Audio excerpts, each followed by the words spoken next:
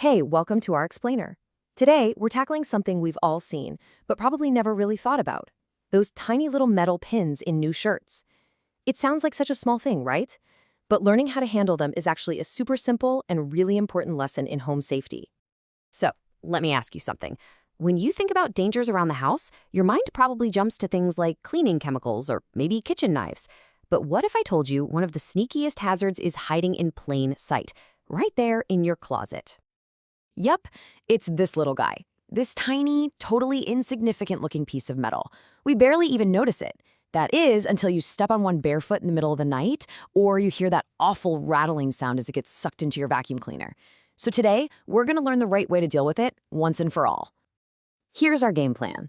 First, we'll look at why it's a problem in the first place. Then, we'll cover the golden rules for handling them. After that, I'll show you a super simple disposal method. We'll figure out where they go in the waste system. And finally, we'll turn all of this into a quick 20-second habit. Okay, let's dive into section 1, a tiny, sharp problem. The first step here is a mental shift. We need to stop seeing this pin as just a piece of trash and start seeing it for what it is, a potential hazard that needs to be managed properly. So, what exactly are we talking about here? Well, it's a thin, sharp steel fastener. But the really important part of this definition is its official classification, small metal household waste.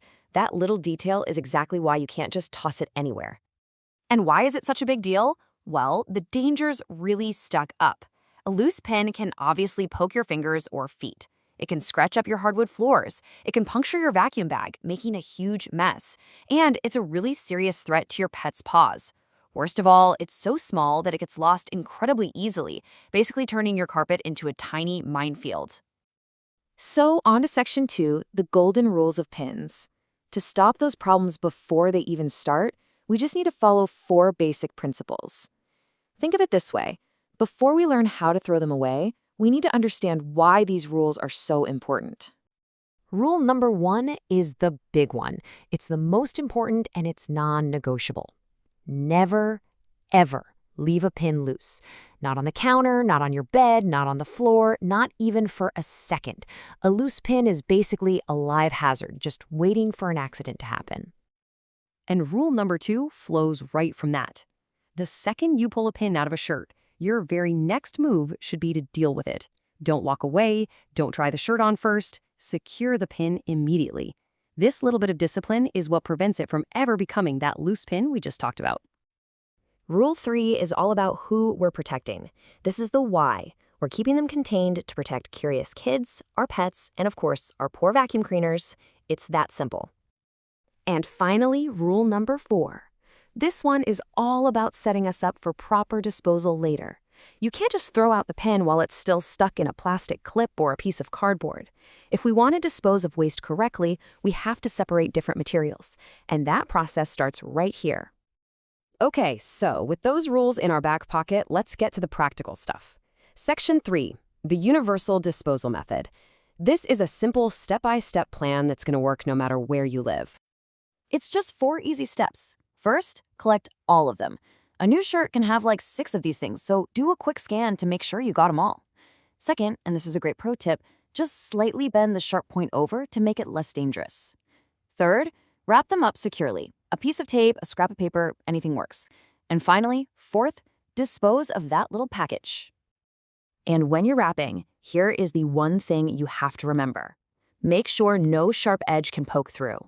This one simple action protects you, it keeps your trash bag from ripping open, and really importantly, it protects the sanitation workers who have to handle your trash down the line. All right, on to section 4. So we've got our pin safely wrapped up, but where does it actually go? This is where we zoom out and see how this little action fits into the bigger picture of waste management. And you might be surprised at how consistent the rules are around the world. What's really interesting here is that the rule is basically universal. Whether you're in India, Germany, China, the US, or the UK, it all goes to the same place. It's not recycling. It goes into the general or residual waste bin. And look at the key instruction. It's the same everywhere. Wrap it for safety. But hang on, you're probably thinking, it's metal. Why can't I recycle it? And that's a great question. The answer is actually really simple. These pins are just too small for the giant sorting machines at recycling facilities. They either fall through the cracks or worse, they jam up the equipment. Plus, they're a safety hazard for the workers. So general waste is the right and only home for them. And that brings us to our final section, the 20-second safety habit. This is where we pull everything together and turn all this info into something you can do fast without even thinking about it. You know, sometimes the best way to learn what to do is to be crystal clear on what not to do. So, don't leave pins on the counter, don't drop them down the sink or flush them. Absolutely never, ever throw them loose into any trash can. Don't let them get mixed in with laundry, and of course, don't hand them to kids.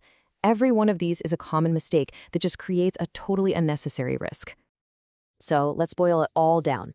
If you remember nothing else from this, just remember these 3 simple actions. Collect immediately, secure safely, dispose responsibly. That's it. That is the entire habit. And how long does this whole safety routine take? About 20 seconds. Seriously, that's it. From the moment you take the pin out of the shirt to the moment it's wrapped and ready for the bin, 20 seconds. And that really brings us to the final and most powerful idea. Dealing with the shirt pin seems like such a tiny, trivial thing, but it perfectly captures this idea. In a household, small discipline creates large safety. This is a perfect example of that principle in action. So, I'll leave you with this question to chew on. Now that you've totally mastered the shirt pin, what other tiny tasks around your home, if you just did them with a little bit of discipline, could have a surprisingly huge impact on your family's safety? Something to think about.